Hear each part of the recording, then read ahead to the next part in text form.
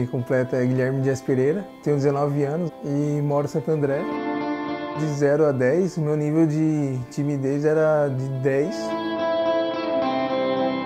Eu tinha no máximo de 3 a 4 amigos na sala toda.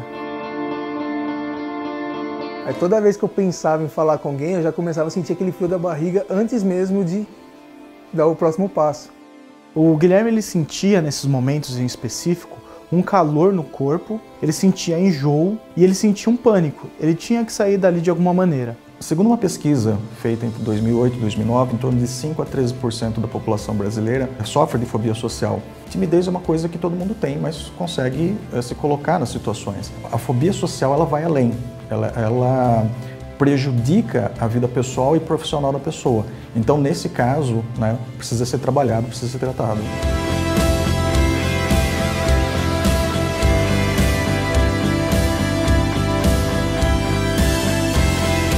Eu conheço o Guilherme há 13 anos, ele tinha essa timidez de não só de falar em público, mas de falar pessoalmente com alguém mesmo. Eu acredito que essa timidez começou a atrapalhar ele na vida profissional mesmo. O Guilherme queria resolver esses problemas porque ele se colocou numa situação de vendas, mas a timidez começou a bloquear ele de algumas maneiras que pelo menos nesse serviço ele não estava conseguindo ter o desenvolvimento que ele gostaria. Mas minha mãe falava que eu era assim, quando eu falei pra ela que ia fazer venda, ela já me chamou de maluco. Essas primeiras vendas foi bem complicado. Vou falar que nem fui eu que vendi. Eu falava pra minha mãe, vamos lá visitar a avó. Aí ela falava, Gui, você não vai oferecer os produtos pra avó? Aí eu, vó, tô trabalhando com uns produtos muito bom aqui. Aí ela, é assim que se faz, vem cá. Ela que fazia, né? Era eu. Aí foi nisso que eu vi a necessidade de falar, de precisar melhorar minha timidez com as pessoas.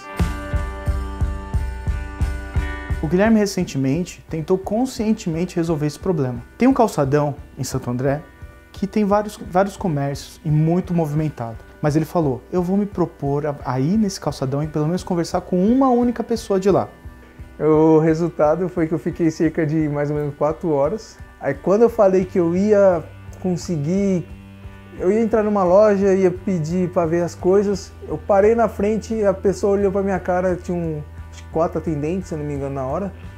Olharam pra minha cara, eu fiquei meio paralisado assim, eu comecei a olhar pros lados, achando que todo mundo tava olhando em mim e simplesmente de lá fui direto pro ponto de ônibus e fui pra casa. O subconsciente, ele não entende bem o que é uma ameaça real ou imaginária. Então se você conscientemente fala, não vai acontecer dessa maneira, eu não acho que tem perigo, você talvez não consiga resolver esse problema, porque existem eventos que causaram esse comportamento. E se você não resolve esse evento dentro do subconsciente, talvez atitudes conscientes de mudança são mais difíceis. E foi nisso que o Guilherme esbarrou quando ele tentou fazer isso. Eu pesquisei várias formas de estar melhorando e mudando esse fato em mim. Aí eu pesquisava muito em YouTube. Em YouTube eu ouvia as auto-hipnose. Aí eu já fui conhecendo um pouco da hipnose aí. A hipnose ela foi regulamentada pelo Conselho de Psicologia no ano 2000. Particularmente, eu acredito que o método mais eficiente para intervenção em psicoterapia é uma técnica extremamente poderosa e que produz resultados muito bons num curto espaço de tempo. A gente não tratou a timidez, porque a gente entende que essa timidez é causada por alguma coisa além disso. A gente foi diretamente à causa da timidez. Com o Guilherme em transe, eu aumentei o sentimento dele e ele voltou no momento que ele estava brincando com a priminha dele. E eu tinha um tio que ele ficava brincando, falando que eu tava namorando ela. Aí teve um churrasco que tava, tipo, a família toda, tava cheio de gente. Aí ele começou a falar que eu ia namorar a minha prima, ia se casar com ela. É uma coisa que eu já não ficava meio gostando do que tá falando. Aí todo mundo começou a falar junto. A criança não soube lidar com aquilo naquele momento. Isso causou um desconforto na criança. Esse evento isolado não causaria o comportamento dele, mas foi reforçado por diversos outros momentos, como brigas nas escolas, exposições que ele teve depois, e isso criou um trauma em si. A sessão, ela foi um pouquinho demorada, se não me engano, foi 3 a 4 horas. A sensação, revivendo, foi bem surpreendente, porque tinha algumas coisas que eu lembrava, que eu já tinha passado. Mas tinha algumas experiências que eu não lembrava de jeito nenhum, e eu consegui rever elas e ressentir o sentimento que eu estava sentindo. Eu mesmo, quando eu ia apresentar trabalho, eu ficava às vezes com a cara vermelha de queimando, queria sair de lá o mais rápido possível. E teve certos momentos que eu passei aqui na hipnose e eu tava sentindo a mesma coisa.